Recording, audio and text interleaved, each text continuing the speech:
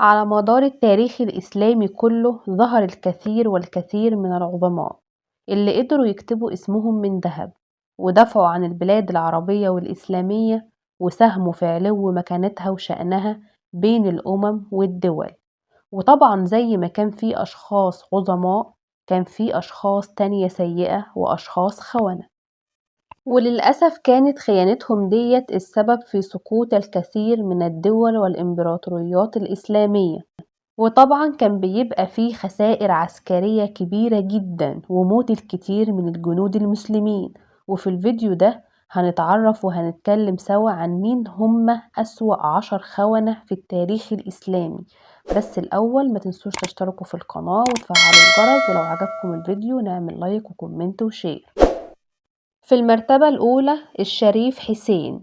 اتولد الشريف حسين بن علي في مدينة اسطنبول عاصمة الدولة العثمانية في 1845 ميلاديا، وعاش فيها أغلب حياته لحد ما عينه السلطان عبد الحميد الثاني في 1908 شريف على مكة التابعة للعثمانيين.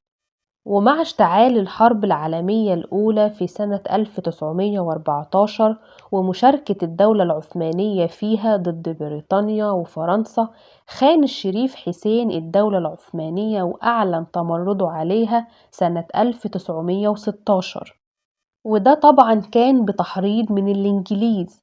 وعرفت هذه الحادثة تاريخيا باسم الثورة العربية الكبرى، ونصب نفسه ملك على كل بلاد العرب، ولكن إنجلترا ما كانتش بتعترف بيه ملك إلا على بلاد الحجاز فقط. وبعد فرض سيطرته على الحجاز انطلق هو وقواته علشان يعاون الإنجليز في هزيمة القوات العثمانية في فلسطين. وكانت خيانة الشريف حسين أحد الأسباب القوية في هزيمة الدولة العثمانية في الحرب العالمية الأولى. وطبعا احتلال بريطانيا لفلسطين والأردن واحتلال فرنسا لسوريا، كان هدف الشريف حسين إن بريطانيا تحقق حلمه بإنه يكون ملك موحد على كل بلاد العرب. لكن بريطانيا طبعا كان أهم مطمع عندها هو إن العرب والمسلمين ما يبقاش في بينهم توحد أبدا. بالنسبة للمكسب الوحيد اللي حصل عليه الشريف حسين من خيانته، هو تعيين أولاده ملوك تحت الاحتلال البريطاني، فقاموا بتعيين ابنه الأمير فيصل ملك على العراق، وابنه الثاني عبد الله الأول ملك على الأردن. بالنسبة للشريف حسين نفسه، قررت بريطانيا التخلص منه ونفيه إلى قبرص، واستمر هناك حتى عام 1931 ميلاديا، لحد ما سمح ليه الإنجليز بالعودة إلى مدينة عمان في الأردن في آخر أيامه. وفي نفس عام عودته يوم 4 يونيو بتنتهي حياة الشريف حسين، ويقال إن تم دفنه داخل المسجد الأقصى. بعد كده نيجي في المرتبة الثانية إلى خنفس باشا. في سنة 1882 ميلاديا حاولت بريطانيا احتلال مصر، واشتبك الإنجليز بقواتهم مع قوات المناضل المصري أحمد عرابي، وكان عدد قوات الإنجليز 13 ألف جندي، وقوات عرابي حوالي 18 ألف جندي.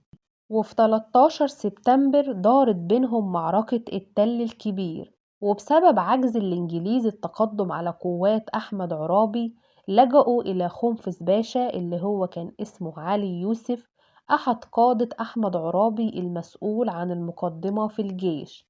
فقام خنفس باشا بإخلاء الطريق المؤدي لمعسكر عرابي، وسحب قواته من أمام الإنجليز.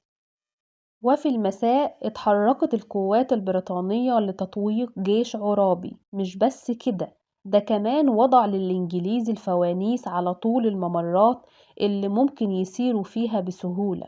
ومع طلوع النهار بتتفاجئ قوات أحمد عرابي بوجود القوات البريطانية أمامهم، ودارت طبعا معركة بينهم انتهت بانتصار بريطانيا وأسر أحمد عرابي. وبكده تكون بريطانيا اتمكنت من احتلال مصر اللي هتنطلق منها البريطانيين في احتلال البلاد العربية القريبة خاصة فلسطين.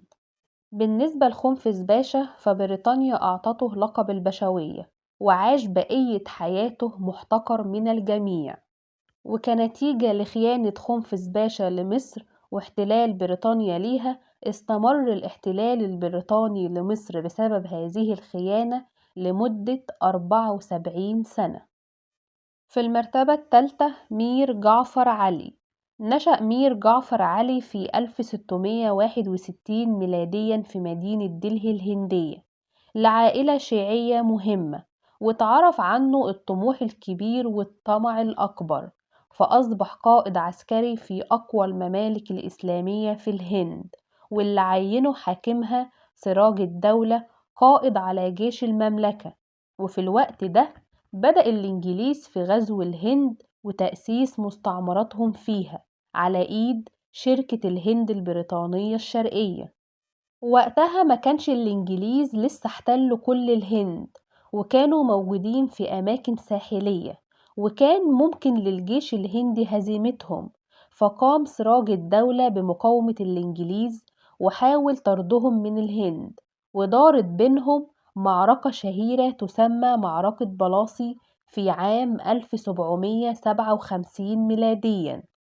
كان عدد القوات الجيش الإسلامي فيها كبير جدا، حوالي 50,000 جندي، وجيش الشركة البريطانية ما تجاوزش 3000 جندي. ولكم أن تتخيلوا إن مع بداية المعركة بيخون مير جعفر سراج الدولة، وبينسحب برفقة 15,000 جندي من الفرسان و35,000 واحد من المشاة، وفجأة بيلاقي سراج الدولة نفسه مع 5000 جندي فقط. طبعا بتتأثر نفسية الجنود المسلمين، وبتنتهي المعركة بمقتل 500 جندي من المسلمين وهزيمة المسلمين. أما خسائر الجيش الإنجليزي كانوا فقط 27 جندي. ومع إن سراج الدولة هرب من المعركة، لكن مير جعفر علي قبض عليه وقام بإعدامه، وتحول مير جعفر لألعوبة في إيد بريطانيا، وبيتم تعيينه أمير تابع ليها على البنغال زي ما تم الاتفاق بينهم قبل المعركة. وظل في الحكم طوال حياته حتى عام 1765 ميلاديا، وبشكل تدريجي بدأ الإنجليز القضاء على الهيمنة الإسلامية على الهند، وبتقع البنغال اللي هي أغنى المدن في إيد الإنجليز. وبالتأكيد بتعتبر معركة بلاصي من أهم المعارك التاريخية المفصلية في التاريخ الهندي، والبداية الحقيقية لاستعمار البريطاني في الهند، أو زي ما البعض بيسميها أندلس الشرق. فكانت الهند لحد الوقت ده تحت الحكم الإسلامي لمدة 800 سنة. في المرتبة الرابعة الملك الكامل ناصر الدين الأيوبي، هو سلطان الدولة الأيوبية اللي تولى الحكم في سنة 1218 ميلاديا. الراجل ده أضاع أمجاد عمه البطل صلاح الدين الأيوبي، وفرط في تضحيات أبطال مسلمين كتير جدا اللي ضحوا بحياتهم علشان ياخدوا القدس ويحرروها. وللأسف السلطان الكامل قرر التنازل عن مدينة القدس بسهولة للصليبيين، وكرر الخيانة ديت مش مرة واحدة، لأ مرتين. سنة 1219 ميلاديا شن الصليبيين حملتهم الخامسة على مصر، اللي قاموا فيها وحصروا مدينة دمياط علشان يحتلوها. فلما يئس السلطان الكامل من الصمود، عرض على الصليبيين التخلي عن القدس مقابل فك الحصار. لكن المفاجأة اللي حصلت وقتها إن الجيش الأيوبي تمكن من الانتصار على الصليبيين وطردوهم من مدينة دمياط، وبكده بينجو بيت المقدس من حدوث المقايضة عليه. المحاولة التانية للأسف كانت أسوأ من المحاولة الأولى، لأن حصل انقسام وصراعات داخلية بين الأيوبيين نفسهم على الحكم، بين السلطان الكامل وأخوه المعتصم حاكم دمشق، واستعان كل منهم بقوة خارجية لمساعدتهم إلى الجانب الآخر.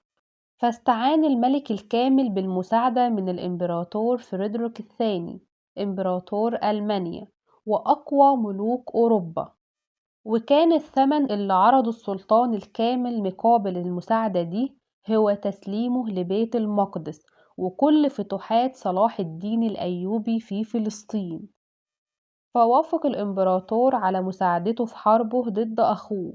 وفي سنة 1228 ميلاديا بيدخل فريدريك والصليبيون كنيسة القيامة في بيت المقدس، وبيتم تتويجه ملك على بيت المقدس. واستمرت القدس في أسر الصليبيين حوالي 15 سنة لحد ما تم تحريرها على إيد السلطان نجم الدين أيوب في 1244 ميلاديا.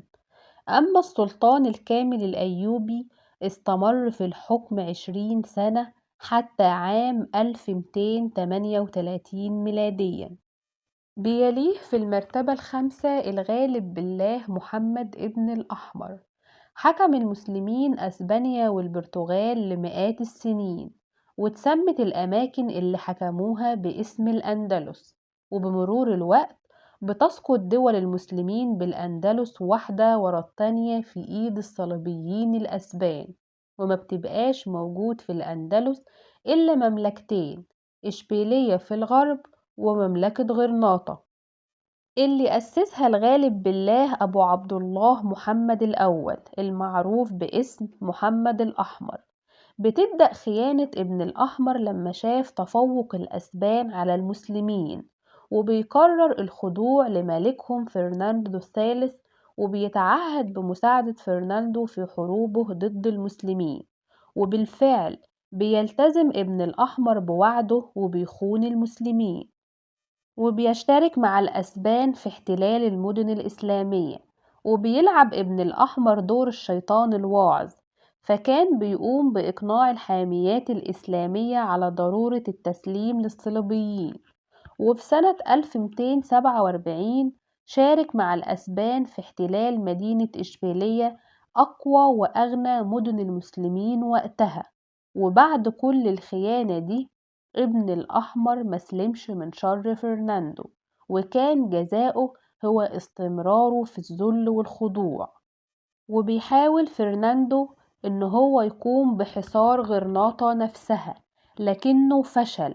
وفي كل مرة كان ابن الأحمر بيتنازل عن عدة أراضي، وبلغ عدد الحصون والأراضي اللي تنازل عنها ابن الأحمر وسلمها لفرناندو وشارك في سقوطها حوالي 150 مدينة وحصن.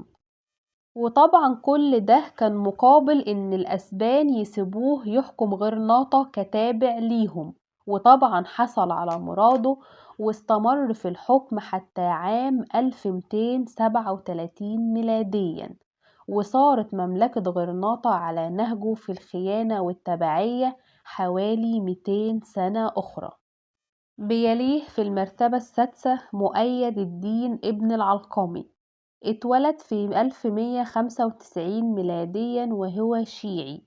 اتعرف عنه المهارة السياسية والمكر، وشغل منصب وزير الخليفة العباسي المستعصم بالله. وفي الوقت ده كان المغول بيسيطروا على البلاد الإسلامية في الشرق واحدة ورا التانية. وتولى قيادة قوات المغول في إيران هولاكو خان. فما كانش من ابن العلقمي غير إنه أرسل لهولاكو وطلب منه مهاجمة بغداد والقضاء على الخلافة العباسية، وطلب منه في الرسالة إن هو يقضي على الخليفة العباسي سيء السمعة صاحب الشخصية الضعيفة المستعصم بالله. طيب يا ترى ايه هي مبررات ابن العلقمي للخيانة دي، مع انه وزير وواخد منصب كبير في الدولة العباسية؟ ابن العلقمي للأسف اتعرف عنه حقده الشديد على أهل السنة، خاصة بعد اشتعال أعمال شغب بين السنة والشيعة في بغداد، وقيام بعض السنة بمهاجمة أملاك الشيعة، وكان من بينهم دار ابن العلقمي. علشان كده بيقرر الانتقام، وقال إن المغول هيكونوا أكثر تسامح من المسلمين السنة على المسلمين الشيعة. فكان بينصح الخليفة طول الوقت بالخضوع لهولاكو. وبعد حصار بغداد واتضح هزيمة الجيش العباسي سنة 1258 بينصح ابن العلقمي الخليفة بتسليم نفسه للمغول، لكن الخيانة لسه ما خلصتش لحد كده. كمان ابن العلقمي بيطلب من هولاكو إن هو يقتل الخليفة المستعصم بالله علشان تستقر الأمور أكتر للمغول. وطبعا كان لتحريض وخيانة ابن العلقمي دور كبير في سقوط مدينة بغداد وقتل مئات الآلاف من المسلمين الأبرياء سنة وشيعة. وبتنتهي الخلافة العباسية في العراق بعد أن استمرت لأكثر من 500 سنة، عشان ينتهي معاها العصر الذهبي للإسلام من تقدم علمي ومعرفي. وبالتالي بيتحقق هدف ابن العلقمي وبيتم تعيينه حاكم على بغداد، لكنه ما بيستمتعش بده فترة طويلة، لأن الجنود المغوليين كانوا بيهنوه وبيذلوه. وبعد كده أمروا هولاكو بالنهاية بقتله، وده كان سنة 1258، واعتبروه المغول عميل مزدوج، وزي ما خان المسلمين هيخونهم هم كمان. في المرتبة السابعة بدر الدين لؤلؤ، هو مملوك مسلم أرماني الأصل، اتولد في القرن ال12. بدأ حياته في خدمة أمراء الدولة الزنكية في الشام إلى أن تمكن من الاستقلال بمدينة الموصل منهم في شمال العراق، وطرد أسياد الحكام الزنكيين منها وأعلن نفسه ملك عليها. ومع ظهور خطر المغول على الدولة الإسلامية بيتحالف بدر الدين لؤلؤ مع هولاكو ضد الدولة العباسية، وبيرسل جيش مع المغول لاحتلال بغداد. مش بس كده، بدر الدين لؤلؤ ذهب بعد سقوط بغداد لهولاكو وقدم هدايا كتير جدا ليه، وأعلن ولاءه وطاعته ليهم. وكان هو وابن العلقمي اللي حرضوا هولاكو على قتل الخليفة المستعصم بالله بعد منحه الأمان. لكن على العكس من ابن العلقمي الشيعي، كان بدر الدين لؤلؤ مسلم سني، وبعد سقوط المدينة أرسل معاه هولاكو رؤوس الوزراء المسلمين العباسيين اللي تم قتلهم، وعلقهم بدر الدين لؤلؤ على أسوار مدينة الموصل. وبعد رجوعه من بغداد استمر في الحكم لعدة أشهر كتابع للمغول، لحد ما بيتوفى وهو عنده 80 سنة في عام 1259 ميلاديا. لكن القدر كان ليه رأي تاني طبعا. كان هدف بدر الدين لؤلؤ من خيانته هو ضمان حكم الموصل ليه ولأولاده من بعده، لكن المغول غدروا بابنه الصالح إسماعيل اللي حكم الموصل لمدة 3 سنوات فقط. وحاصر المغول المدينة وتم قتل ابنه غدر على ايد المغول بعد ان اعطوه الامان.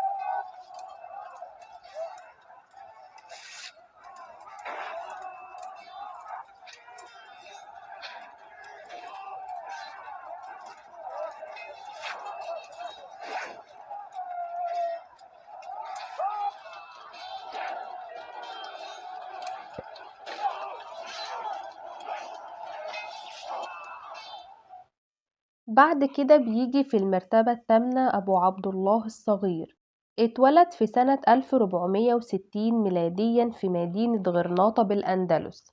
الشخص ده اجتمع فيه عدة صفات سيئة جدا إلى جانب الخيانة، وهم الخضوع والضعف والطمع. أول خيانة ليه كانت لأبوه أبو الحسن ابن سعد، خلعه من الحكم وطرده من البلاد في 1482 ميلاديا، وده بسبب تفضيل أبوه لإخواته التانيين عليه، ونجح في السيطرة على العرش. وهرب أبو الحسن علي ابن سعد إلى أخوه محمد ابن سعد المعروف بالزغل، حاكم مملكة ملقا الإسلامية جنوب غرناطة. أما عبد الله فالحماس والشجاعة خدته إن يحارب الأسبان علشان يزود شعبيته وينتصر عليهم فعلا في عدة معارك، لكن بسبب انعدام خبرته العسكرية التف عليه الصليبيين وقاموا بهزيمته وأسره. وتم أخذ أبو عبد الله حاكم غرناطة أسير لملوك أسبانيا فرناندو وإيزابيلا، واستمر في الأسر ده حوالي سنتين واتعلم الخضوع ليهم، وتعاون معاهم ضد عمه الزغل اللي أصبح ملك على غرناطة خلال غيابه. وأطلقوا سراحه علشان يعلن أبو عبد الله الصغير الحرب على عمه في ثاني خيانة ليه. وبكده بيستغل الأعداء انشغال ملوك المسلمين في حربهم الأهلية وصراع العم مع ابن أخوه، وبيحتلوا عدة مدن إسلامية بجانب غرناطة. وعن آخر وثالث خيانة فدي كانت في 1492 ميلاديا، لما فرض الأسبان الحصار على مدينة غرناطة، وبدأ في إقناع المسلمين بضرورة الاستسلام للأسبان مقابل الأمان، مع العلم طبعا والمعروف تاريخيا إن استلام أي مدينة إسلامية للأسبان كان بيتم هدمها ونهبها وقتل سكانها، وده حصل في أكثر من موقف وحدث تاريخي. وبالفعل قام أبو عبد الله الصغير بتسليم مدينة غرناطة آخر مدن المسلمين في الأندلس لفرناندو وإيزابيلا سنة 1492 يناير، عشان تنتهي بكده 781 سنة من الحكم والحضارة الإسلامية في الأندلس. أما عن نهاية أبو عبد الله الصغير فسافر للمغرب علشان يعيش فيها الباقي من حياته بذل ومهانة حتى وفاته. بيليه في المرتبة التاسعة المتوكل السعدي، سلطان الدولة السعدية في المغرب، اللي تولى الحكم من 1574 ميلاديا ل 1576 ميلاديا. اتبع السلطان ده سياسة والده في عداوته للدولة العثمانية، وتحالف مع الأوروبيين الأسبان والبرتغال ضدهم. ولم يسلم من شر أعماله عبد الملك السعدي وأحمد المنصور المدعومين من الدولة العثمانية، فأعلن الحرب عليهم. ولما فشل في هزيمتهم هرب من المغرب للبرتغال، وهناك استنجد المتوكل بملك البرتغال سباستيان الأول مقابل إنه يكون حاكم تابع ليه على المغرب، وطلب منه غزو المغرب وقتل أعمامه. وبالفعل استجاب سباستيان وذهب لغزو المغرب بجيش أوروبي كبير لاحتلال المغرب وتحويلها لمستعمرة مسيحية تابعة للبرتغال. وبيشارك الخائن محمد المتوكل في القتال بجيوشه إلى جانب ملك البرتغال ضد المسلمين، لكن لحسن الحظ بيتمكن السلطان المغربي عبد الملك وأخوه أحمد المنصور من الاشتباك مع البرتغال في معركة كبيرة ومشهورة جدا تاريخيا، وهي معركة الملوك الثلاثة أو معركة وادي المخازن في عام 1578 ميلاديا، اللي انتهت بانتصار ساحق للمسلمين. وكانت نهاية محمد المتوكل كلها خسة وخيانة، فعلى عكس الملك البرتغالي اللي اتقتل وهو واقف في أرض المعركة وبيحارب، اتقتل برضه محمد المتوكل في المعركة، ولكن قتل بسبب الغرق في نهر وادي المخازن أثناء هروبه من المعركة. في المرتبة العاشرة والأخيرة مراد جيراي. خيانته كانت مختلفة شوية، ما كانتش بدافع الخوف من العدو أو بهدف السلطة، ولكن خيانته جاءت نتيجة الحسد والحقد والغل. في سنة 1678 ميلاديا أصبح مراد جيراي حاكم على خلية القرم الإسلامية التابعة للعثمانيين في عهد السلطان العثماني محمد الرابع. دخلت الدولة العثمانية حرب ضد الإمبراطورية الرومانية المقدسة في صراع بيشمل كل من النمسا وألمانيا وهولندا وأغلب دول أوروبا، وسميت بالحرب التركية العظمى، ودي كانت سنة 1683 ميلاديا. وقتها كان الحاكم الفعلي للدولة العثمانية هو مرزفنلو قرة مصطفى باشا، اللي اتحرك بجيش كبير جدا وضخم بلغ عدده 170 ألف جندي لحصار مدينة فيينا عاصمة النمسا. وشارك مع القوات العثمانية ديت جيش من تتار القرم المسلمين بحوالي 40 ألف جندي بقيادة مراد جيراي. لكن سقوط فيينا كان حتمي ووقتي، والسؤال ما كانش هل فيينا هتسقط في ايد العثمانيين ولا لا، ولكن السؤال هو هل العثمانيين هيكتفوا او هيقفوا لحد فيينا ولا هيواصلوا حروبهم لحد فرنسا وألمانيا. طبعا بتحاول القوات البولندية فك حصار المدينة والوصول للجسر الوحيد اللي بيؤدي لفيينا، لكن قرر مصطفى باشا أمر مراد جيراي بمحاصرة الجسر ونسفه لو ألزم الأمر. المهم إنه ما يسمحش للأوروبيين العبور إلى فيينا مهما كان الأمر. لكن مراد جيراي خاف من علو مكانة قرة مصطفى باشا في الدولة العثمانية، وبيقرر انه يتفرج على القوات البولندية وهي بتمر على الجسر، وبكده يكون غير تاريخ العالم ودمر الدولة العثمانية بسبب هذا التصرف.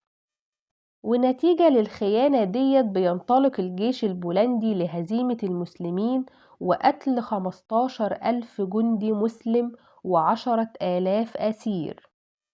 وبيضطر طبعا قرر مصطفى باشا للانسحاب علشان يتم بعدها إعدام مصطفى باشا وعزل مراد جيراي عن القرم بتهمة الخيانة ونفيه إلى مدينة بامبول في بلغاريا، وبيستمر في المنفى بقية حياته حتى سنة 1696 ميلاديا.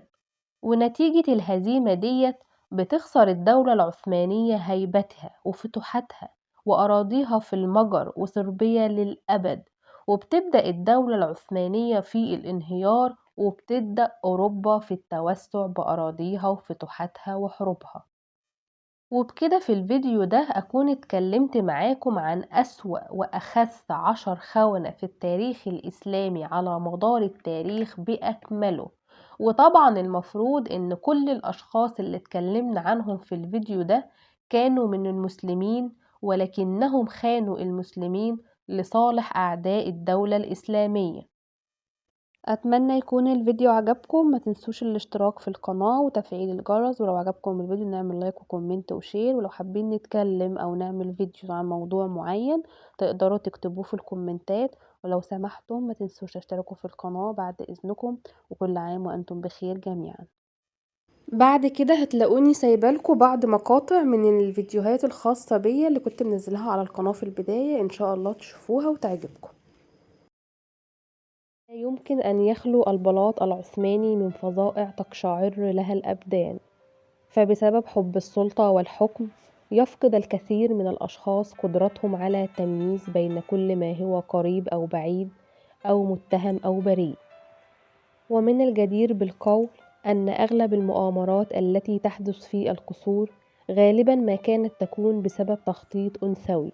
وعن أكثر المؤامرات اللي وقعت في البلاط العثماني فظاعة ده موضوع فيديو النهاردة من قناتكم زي التاريخ ما بيقول هنا علي. ما تنسوش الاشتراك في القناة وتفعيل الجرس عشان توصل لكم كل الفيديوهات.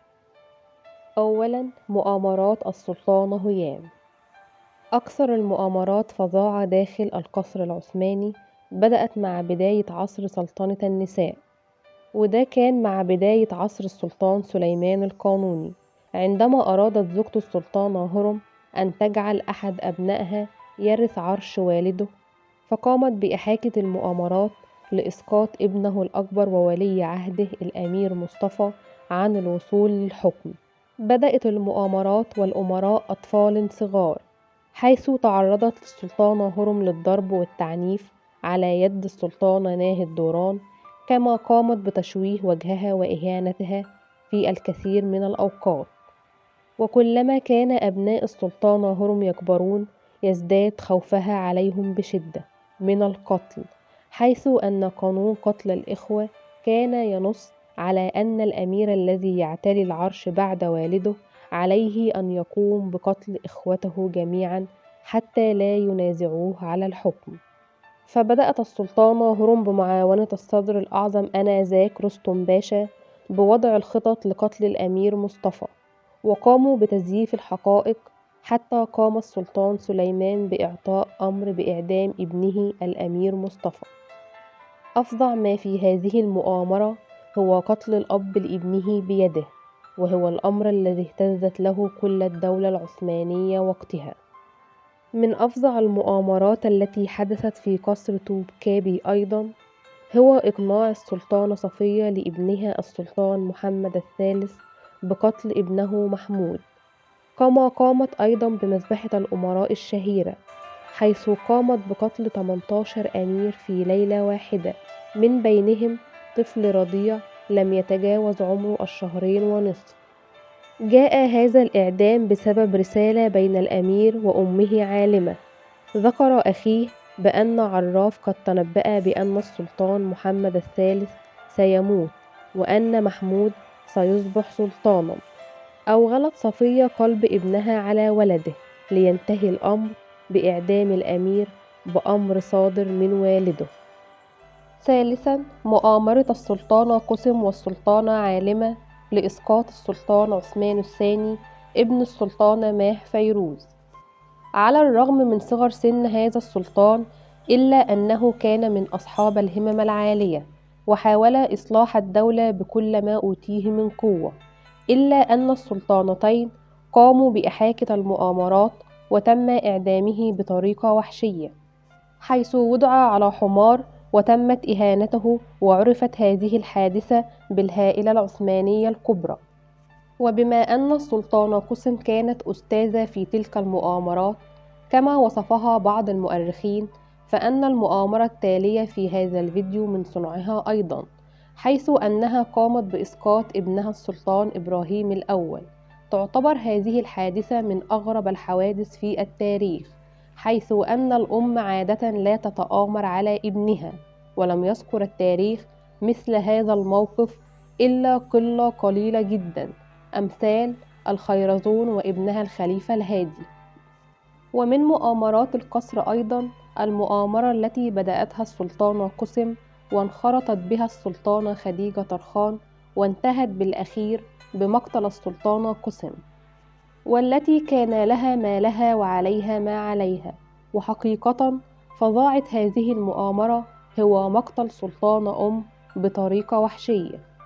رابعا، مؤامرات السلطانة نوربانو التي أرادت من ابنها السلطان مراد الثالث أن يقوم بالتخلص من مفضلته صفية خاتون التي أقنعته بأنها سحرته، لكي تدخل الحريم العثماني في حرب باردة انتصرت فيها نوربانو. فقامت بفطر قلب صفية بإدخالها الجواري لابنها، هذا الأمر الذي يمكن أن يكون قد أدى إلى وفاتها، حيث تقول بعض الإشاعات بأن السلطانة صفية هي التي سممت حماتها، ولكن هذا الاتهام كان بدون دليل. وأخيرا، المؤامرات التي كانت تحدث في عصر السلطان عبد المجيد الأول. كثرت المؤامرات في قصر السلطان العثماني مع كثرة عدد النساء، وقد أدى تفضيل عبد المجيد الأول لبعض زوجاته إلى غيرة بعضهن من بعض. فيروى مثلا أن شوق فضة قادين قامت بنشر إشاعة تقول بأن سرفراز قادين مفضلة السلطان كانت تخون مع رجل أرماني، الأمر الذي أدى إلى الإضرار بسمعة السلطان.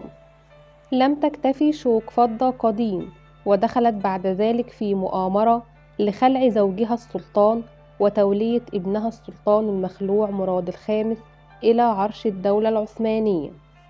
أتمنى يكون الفيديو عجبكم، متنسوش الاشتراك في القناة واستنوا الفيديوهات الجاية معايا أنا هنا علي في زي التاريخ ما بيقول. في الفيديو ده هنتكلم عن بعض الحقائق التي لا نعرفها عن السلطان عبد الحميد الثاني، بس الأول كل اللي يشوف الفيديو يعمل اشتراك في القناة ويفعل الجرس ولو عجب الفيديو يعمل لايك. والدة السلطان عبد الحميد الثاني هي السلطانة ترمسكان كاظم، كانت أما لأميرين وأميرة. السلطانة نعيمة هي أول أبنائها، لكنها أصيبت بمرض الجدري وتوفيت وهي في عمر السنتين. ثاني أبنائها هو السلطان عبد الحميد، والثالث هو الأمير محمد عابد، وتوفى وهو طفل رضيع لم يبلغ من العمر سوى شهرين.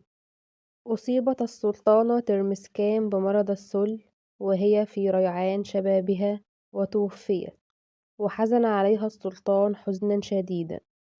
عندما توفت والدة السلطان عبد الحميد الثاني، تولت رعايته سيدة تسمى برستو كاظم.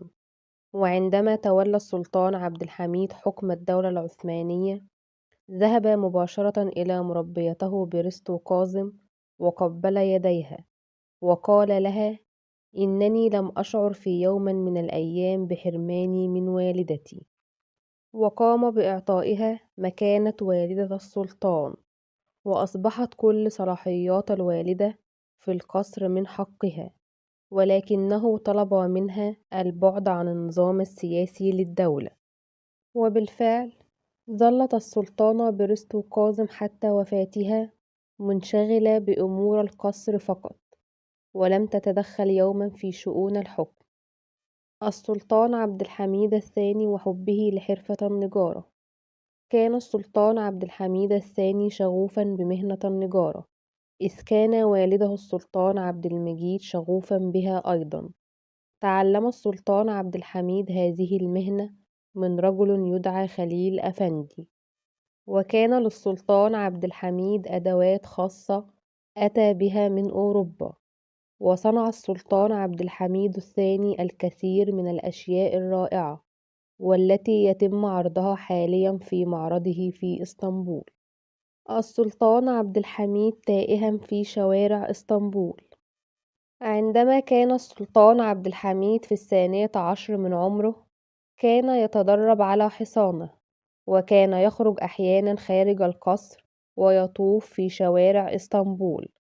وفي مرة من المرات رمى به الحصان على الأرض أمام إحدى المقاهي، وكان سقوط شديد، وبدأ الدم يسيل من أنفه وفقد الوعي.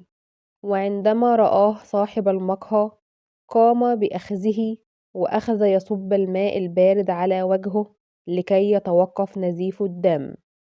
في هذا الوقت كان خدام القصر يبحثون عنه في كل مكان، وعندما وجدوه عند صاحب المقهى عادوا جميعا مع صاحب المقهى إلى القصر، وشكرته السلطانة الوالدة وأكرمته.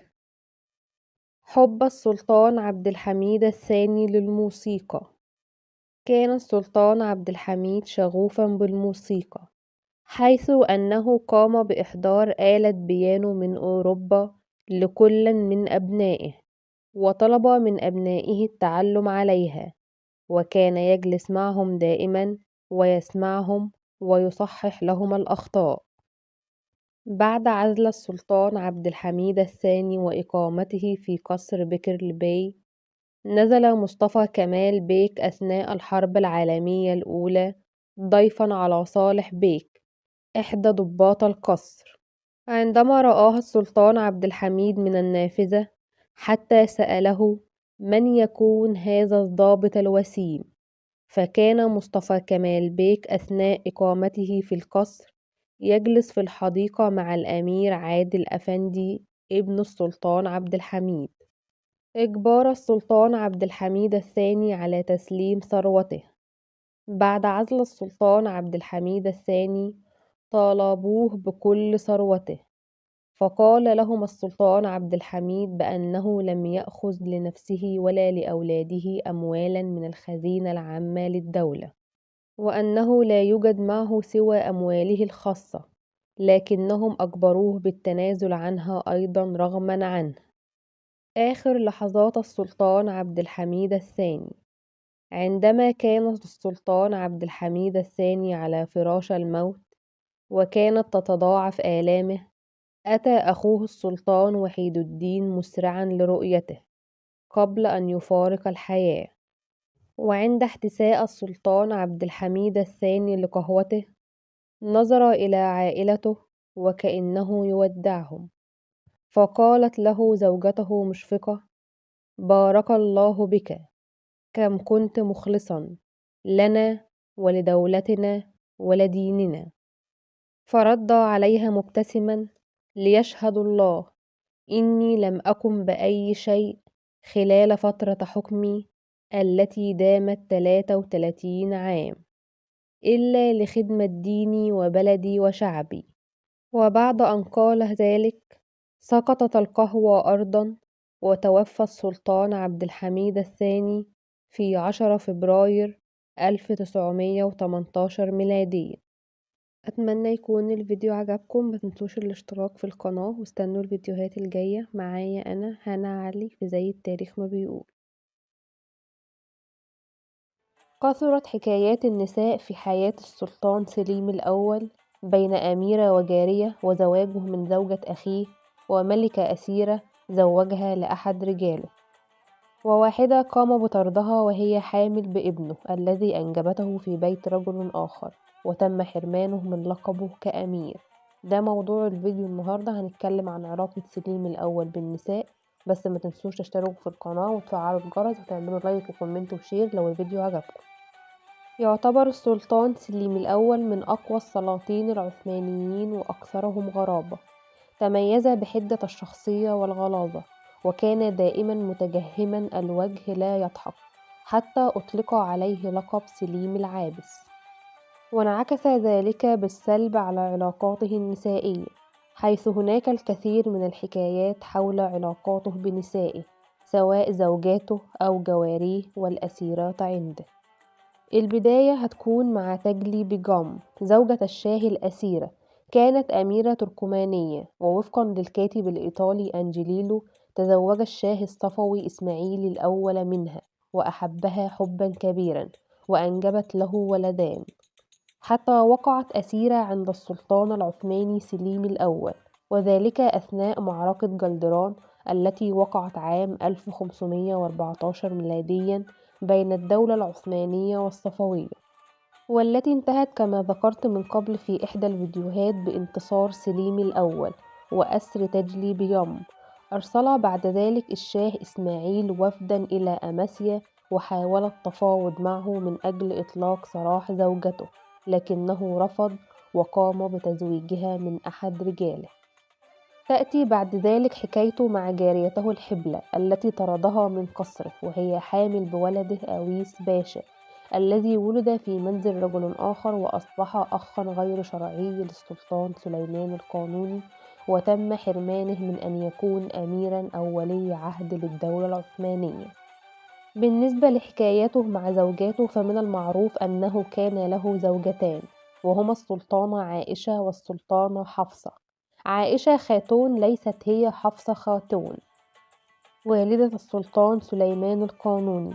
عائشة خاتون كانت متزوجة من شقيق سليم الأول الأمير محمد، ولكنه توفى في عام 1507 ميلاديا، وفي عام 1511 دخلت حريم أخو زوجها لتصبح بذلك زوجة السلطان سليم الأول.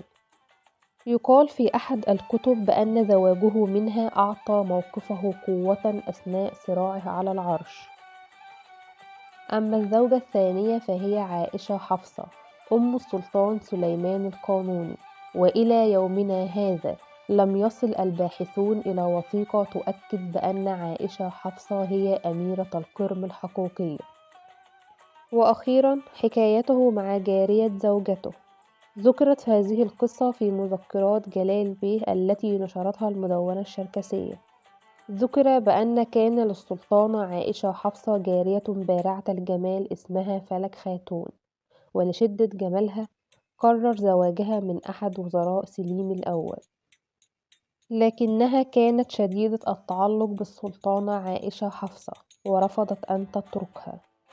عندما رآها السلطان سليم الأول أعجب بها بشدة وأمر بأن تضم إلى حريمه، فذهبت إلى سيدتها وقالت لها: أرجوك حرريني، لا أريد أن أكون سببا في حزنك وأسفك، حرريني حتى لا أسبب لك ذلك. فقامت السلطانة عائشة حفصة بتحريرها وابتعدت بعيدا عن القصر العثماني. أتمنى يكون الفيديو عجبكم، ما تنسوش الاشتراك في القناة واستنوا الفيديوهات الجاية. معايا أنا هنا علي في زي التاريخ ما بيقول.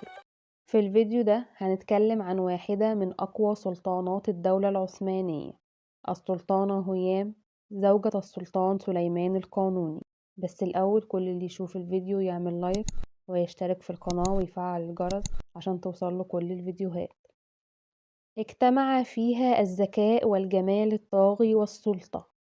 اشتهرت روكسانا، أو كما عرفت في الوطن العربي بمسلسل حريم السلطان، باسم هيام زوجة السلطان سليمان القانوني، بالكثير من الألقاب. في المصادر والكتب العثمانية تذكر باسم السلطانة خرم، بالأوروبية تعرف باسم روكسالينا. اسمها الحقيقي ألكسندرا. ولدت في بلدة شرق أوكرانيا تسمى روهاتاين عام 1505 ميلاديا لأب أوكراني أرثوذكسي. تم اختطافها أثناء الهجوم من تتار القرم على شبه الجزيرة. تم بيعها وأهديت إلى القصر العثماني لتلتحق بجوار السلطان سليمان القانوني في تركيا. أغرم بها السلطان وأطلق عليها هرم وتزوجها، وانتقلت من جارية إلى زوجة شرعية للسلطان. تعد السلطانة هيام من أقوى سلطانات الدولة العثمانية التي كان لهن دورا كبير في تغيير الأحداث. يقال أنها كانت أول زوجة لسلطان عثماني تتدخل في شؤون الدولة السياسية. وجه إليها التاريخ العديد من الاتهامات، مثل ضلوعها في إعدام الصدر الأعظم إبراهيم باشا وأكبر أبناء السلطان سليمان وولي عهده الأمير مصطفى. بدأت كجارية وبعدها اعتنقت الإسلام. هي الزوجة الثانية للسلطان العثماني سليمان القانوني ووالدة ابنه وخليفته سليم الثاني. قامت ببناء مسجد ومدرستين لتعليم القرآن ومستشفى نسائي في اسطنبول، إضافة إلى حمام لخدمة المصلين في آيا صوفيا. كان لها تأثير سحري على السلطان وكان لا يرفض لها طلب، وأرجع المؤرخون ذلك إلى كونها فاطنة ذكية لدرجة أنه يطلق عليها السلطانة المرحة. أصبحت هيام سريعا السيدة الثالثة للقصر بعد إنجابها ابنها الأول الأمير محمد عام 1521 ميلاديا. كانت عائشة حفصة السلطانة الأم وأم ولي عهده مهد فيران هما السيدتان الأولى والثانية بالقصر حتى أتت هيام. حدثت الكثير من الصراعات بينها وبين السلطانة الأم التي كانت طرفا فيها، ولكنها كانت دائما الطرف الأقوى بسبب عشق السلطان لها. كانت هيام السبب الرئيسي في غضب السلطان من زوجته مهد فيران ونقلها هي وابنها الأمير مصطفى إلى مانيسا عام 1533 ميلاديا. أصبحت هيام أول جارية يتزوجها سلطان عثماني، كاسرة بذلك كل قواعد الدولة. شهدت الدولة احتفالا كبيرا دام أكثر من 7 أيام، تلقت خلالهم الكثير من الهدايا القيمة من حكام الأقاليم ومجاملين السلطان وزوجته الجديدة. أنجبت للسلطان عدة أمراء وهم جيهانجير، محمد، بايزيد، عبد الله سليم الثاني السلطانة مهرمة. توفت عام 1558 ميلاديا بمدينة هويام، ودفنت في ضريح يتبع المسجد السليماني، ليدفن زوجها بجانبها بعد وفاته. ذكر المؤرخون أنها ماتت مسمومة على يد واحدة من جواري القصر، التي كانت على علاقة بالصدر الأعظم إبراهيم باشا، التي تسببت في مقتله. وبكده انتقلت ألكسندرا من جارية روسية إلى زوجة سلطان وأم سلطان. أتمنى يكون الفيديو عجبكم، ما تنسوش الاشتراك في القناة. استنوا الفيديوهات الجاية معايا أنا هنا علي زي التاريخ ما بيقول. الملكة نازلي، أزمات وفضائح لا تنتهي. كانت تحمل الكثير من الأزمات والمشاكل الغير جديرة بالمكانة التي تشغلها. إنها الملكة نازلي ملكة مصر، ووالدة الملك فاروق ملك مصر والسودان، وزوجة الملك فؤاد. وهو ده موضوع فيديو النهاردة من قناتكم زي التاريخ ما بيقول هنا علي. من فضلكم كل اللي يشوف الفيديو يعمل اشتراك في القناة ولايك وكومنت عشان توصله باقي الفيديوهات. ولدت الملكة نازلي في 15 يونيو عام 1894 ميلاديا في محافظة الإسكندرية، بالتحديد في قصر والدها بمنطقة سان ستيفانو. تنتمي لعائلة أرستقراطية من طراز فريد، فوالدها عبد الرحيم باشا صبري كان وزيرا للزراعة، ووالدتها سيدة المجتمع كريمة محمد شريف باشا، وجدها محمد شريف باشا أبو الدستور المصري. تزوجت من الملك فؤاد وهو أكبر منها ب20 سنة، وكانت الزوجة الثانية له بعد طلاقه من الملكة شويكار.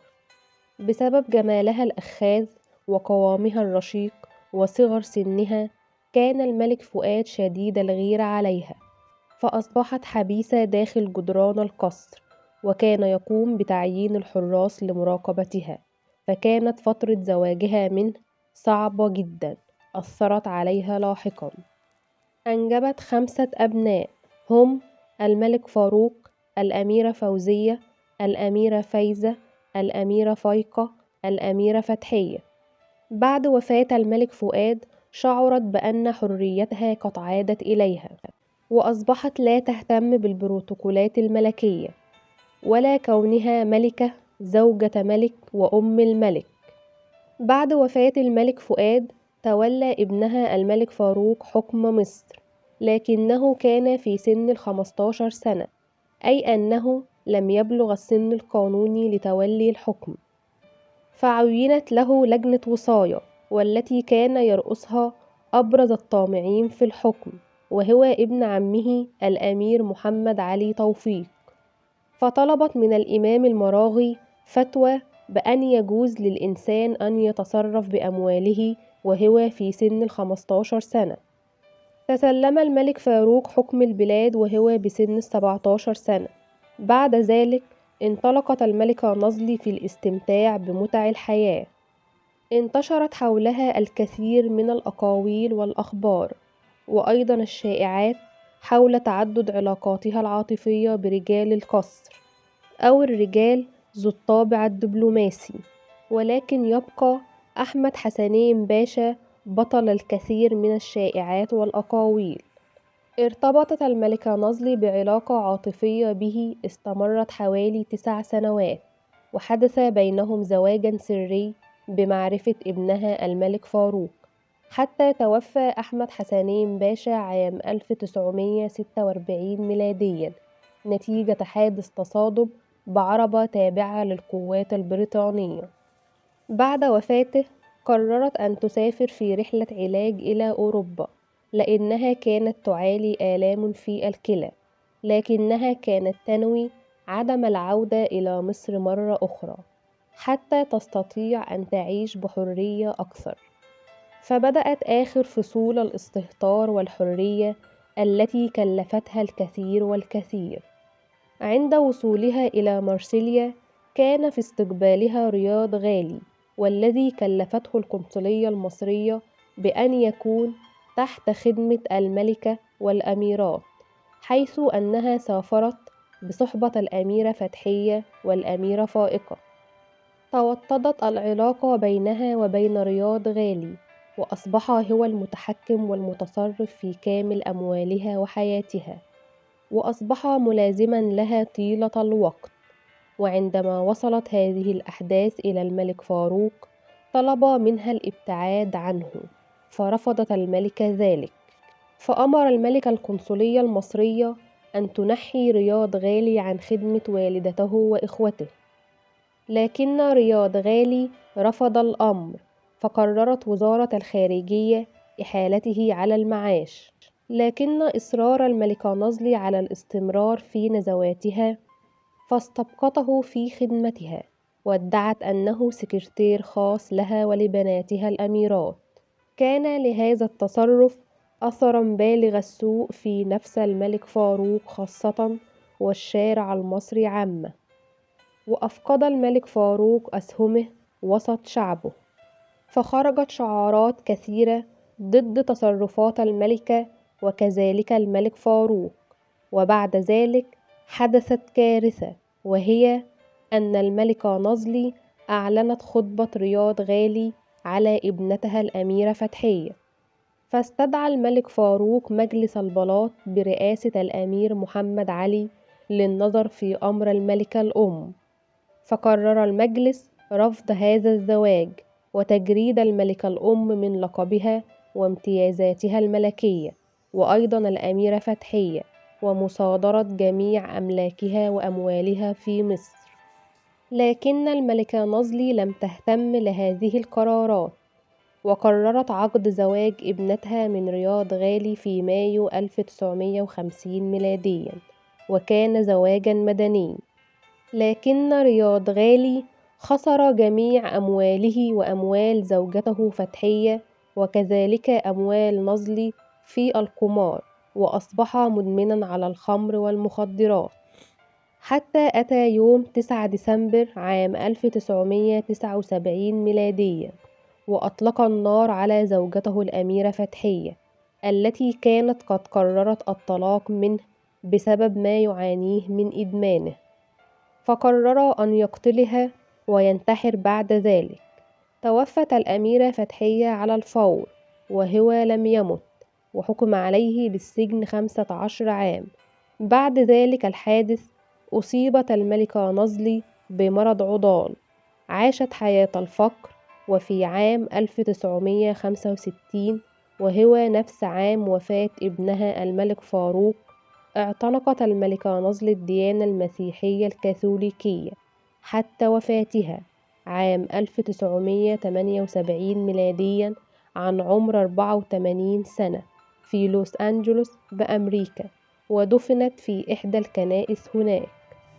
أتمنى يكون الفيديو عجبكم، متنسوش الاشتراك في القناة واستنوا الفيديوهات الجاية. معايا أنا هنا علي في زي التاريخ ما بيقول. ماذا لو عاشت السلطانة هرم لتصبح سلطانة سؤال هيتم الإجابة عليه في الفيديو ده من قناتكم زي التاريخ ما بيقول هنا علي. بس الأول نشترك في القناة ونفعل الجرس ونعمل لايك وشير وكومنت لو الفيديو عجبكم. ماذا كان سيحدث لو لم تتوفى السلطانة هرم قبل أن ترى ثمار كفاحها بتتويج ولدها سلطانا على عرش الدولة العثمانية؟ ماذا لو أصبحت هرم سلطانة والدة؟ هكذا يتساءل خيال كل من أحب هذه السلطانة، إلا أن الإجابة بسيطة جدا، وهي أن الأمر كان لم يختلف كثيرا عما هو أصبح عليه، مما لا شك فيه أنها كانت ستصبح سلطانة والدة، وكانت ستكون من أقوى السلطانات الوالدات في التاريخ العثماني، حيث أنها هي مؤسسة عصر سلطنة الحريم. استطاعت أن تمارس بعض نفوذها في ظل سلطان قوي وهو السلطان سليمان القانوني، فكيف كانت ستكون قوتها في عهد ابنها السلطان سليم الثاني إذا أصبحت السلطانة الأم؟ فإذا كانت هرم قوية مع سلطان قوي، فكيف كانت ستكون مع سلطان ضعيف مثل ولدها سليم الثاني، مما لا شك فيه أنها كانت ستشغل منصبها بقوة كبرى، وأيضا كانت ستتلاشى قوة السلطانة نوربانو إلى حين وفاة السلطانة الأم، حيث أن القوة التي أبدتها نوربانو في مواجهة مهرمة لم تكن لتكون على حالها في مواجهة السلطانة هرم. ولكن كما ذكرت بداية أن الوضع كان لم يختلف كثيرا، حيث أن ابنتها السلطانة مهرمة قد ملأت الفراغ الذي سببه وفاة والدتها. لم تترك نوربانو تأخذ القوة لنفسها، وحاولت ما استطاعت حتى تحد من نفوذ نوربانو، ولو كانت هرم وقتها تشغل منصب السلطانة الأم لفعلت مما لا شك فيه نفس الشيء، ولكن بقوة أعظم. فنوربانو في تلك المرحلة لم تكن لتستطيع أبدا مواجهة السلطانة هرم، باعتبارها والدة السلطان ومؤسسة عصر سلطنة الحريم. وعن تدخل النساء في الحكم فالأمور لم تكن لتختلف كثيرا أيضا، حيث أن نوربانو استلمت المشعلة من حماتها وواصلت في أداء المهمة على أتم وجه، حيث أنها عمقت أكثر تدخل النساء في شؤون الدولة العثمانية لتأخذ منها المشعل بعد ذلك السلطانة صفية. ومن الجدير بالقول أن وجود السلطانة هرم مع ابنها كان سيجلب له متاعب أكثر، حيث أن هذا السلطان لم يكن محبوبا باعتباره ابن الجارية الروسية هرم، وكانوا يطلقون عليه لقب سليم الأحمر ابن الروسية، لأنه كان من المعروف أن العمة تكره السلطانة هرم، لكنها من المؤكد كانت ستحاول جاهدة دعم ابنها وتحاول استرضاء العامة والخاصة من أجل تدعيم حكم ولدها. أتمنى يكون الفيديو عجبكم، ما تنسوش الاشتراك في القناة واستنوا الفيديوهات الجاية. معايا أنا هنا علي في زي التاريخ ما بيقول.